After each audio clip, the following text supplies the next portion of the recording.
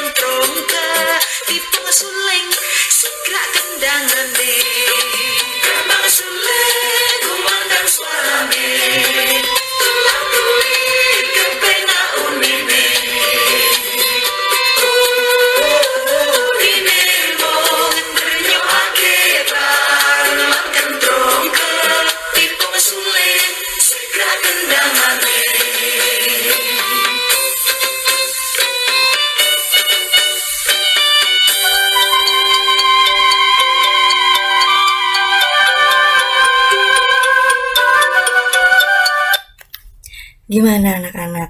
Lagu Gambang Suling. Anak-anak, lagu Gambang Suling itu berasal dari daerah mana sih? Nah, lagu Gambang Suling berasal dari daerah Jawa Tengah. Di Jawa Tengah, selain ada lagu Gambang Suling, ada juga lagu Gundul-Gundul Pacul dan juga Jaranan, dan masih banyak lagi. Di setiap daerah memiliki lagu daerahnya masing-masing. Nah, lagu Gambang Suling bermakna sebagai ungkapan kekaguman terhadap suara suling yang ditiup dengan merdu dan membentuk harmonisasi dengan instrumen lain yaitu kendang dan ketipung. Nah, begitu anak-anak. Nah, sekarang kita buka halaman 19 yuk dengan bacaan Bermain Angklung. Coba kita lihat. Bermain angklung. Nah, nanti anak-anak membaca ya bacaan teks tersebut. Oke, kita lanjut dulu yuk. Oke, nanti setelah anak-anak membaca teks bacaan, coba kita jawab bersama. Pertunjukan apa sih yang disenangi oleh Melati saat berada di Bandung? Apa ya? Melati saat berada di Bandung tertarik dengan pertunjukan perpaduan musik angklung. Pertanyaan kedua, lagu apa yang dimainkan dalam pertunjukan itu? Lagu apa yang dimainkan? Lagu yang dimainkan dalam pertunjukan angklung adalah lagu Gambang Suling. Pertanyaan ketiga, apa yang dilakukan Pak Sigit untuk mendukung keinginan Melati? Pak Sigit mendukung keinginan Melati dengan cara berusaha mencari tempat kursus angklung. Pertanyaan keempat, di mana Melati akan belajar bermain musik angklung?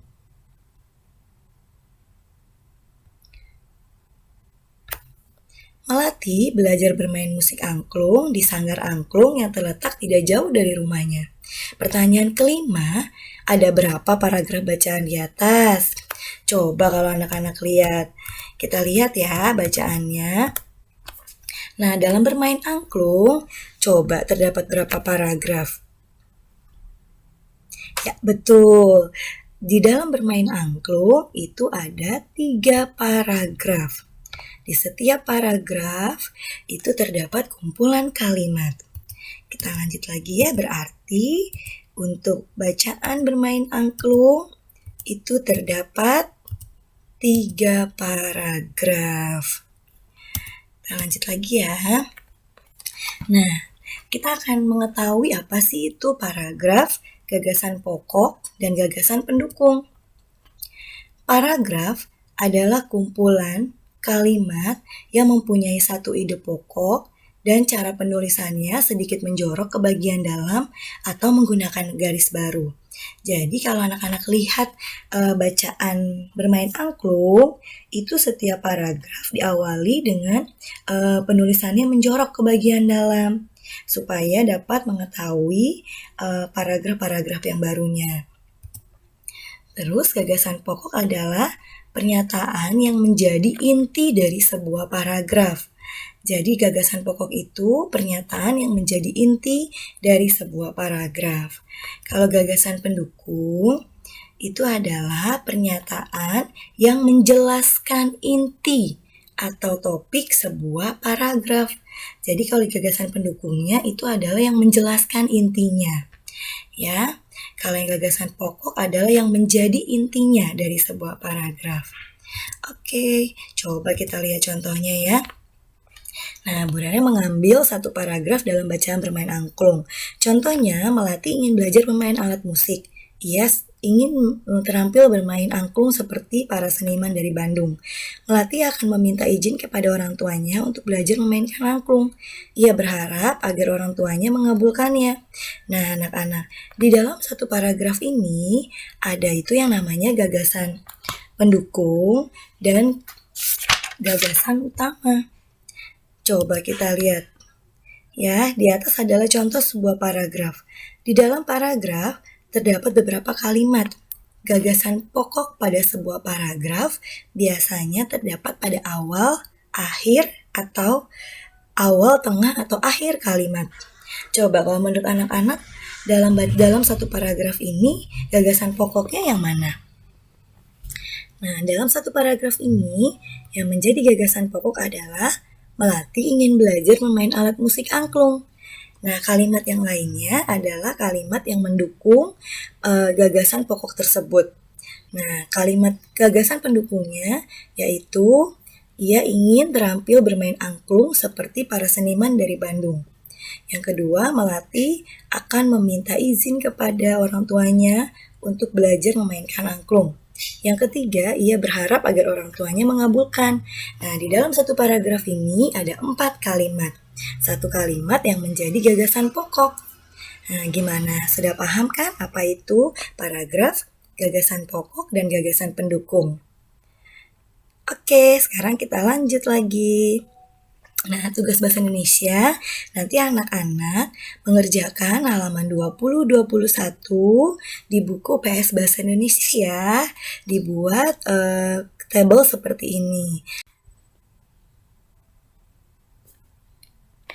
Ya anak-anak, sekarang kita lanjut lagi. Tadi kita sudah membaca teks bacaan tentang bermain angklung. Sekarang kita cari tahu bagaimana sih cara memainkan angklung.